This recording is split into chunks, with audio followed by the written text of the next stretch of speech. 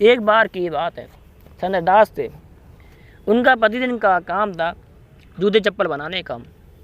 एक दिन उनके कुछ दोस्त वहाँ आते हैं और बोलते हैं, दास जी हम गंगा स्नान करने जा रहे हैं, क्या आप हमारे साथ चलोगे?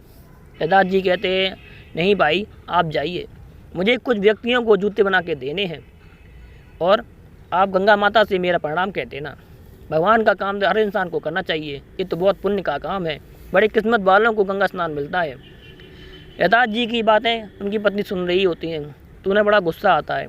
आप दूसरों को ज्ञान देते हैं ये पुण्य का काम, तो आप खुद क्यों नहीं करते?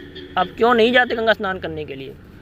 तो वो अपनी पत्नी से बोलते हैं, भाग्यवान मैंने कब मना किया है, पर मुझे कुछ व्यक्तियों को जूते बना के देने हैं, अगर मैं गंगा स्नान करने चला जाऊँगा तो मेरा ये वादा टूट जाएगा। तो उनकी पत्नी कहती है, कोई बात नहीं, आप नहीं जा रहे तो आप मत जाइए, लेकिन मैं तो जाऊँगी। तो रैदास जी कहते हैं, ठीक है भागवान, तुम्हें जाना है तो जाओ, हम आपको नहीं रोकेंगे। उनकी पत्नी तैयार होकर गंगा स्नान करने के लिए जाती है। वो गंगा स्नान करती है कि अचानक उनका जो हार था गंगा जी में डूब जाता है। जब वो निकल कर देखती हैं तो उन्हें हार नहीं मिलता, तो वो घबरा जाती हैं, रोने लगती हैं कि मैं तो अच्छे काम के लिए आई थी गंगा माँ, ये क्या हो गया। वो रोते हुए आती हैं और उनके दोस्त भी आते हैं, तो बोलते हैं, रैदास जी ये तो बहुत बड़ी गड़बड़ हो गई आज तो। रैदास जी बोलते हैं, क्यों क्या हुआ, आप तो अच्छे काम के लिए गए थे। रैदास जी से वो बोलते हैं, आपकी पत्नी का हार गंगा जी में गिर गया है।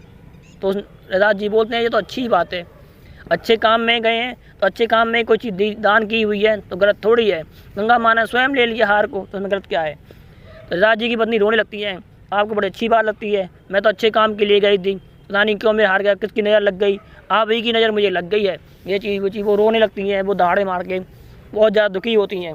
रैदास जी ने कहा, अरे भगवान इतना क्यों रोती है, ये तो एक माया है, मोह मात्र है, सोना चांदी। तो भगवान के ध्यान के लिए तू गई थी, भगवान के काम के लिए गई थी, अच्छे काम के लिए गई थी, तूने वो सब नहीं देखा, भगवान ने तो अच्छे काम के लिए बुलाया है, फिर क्यों रोती है।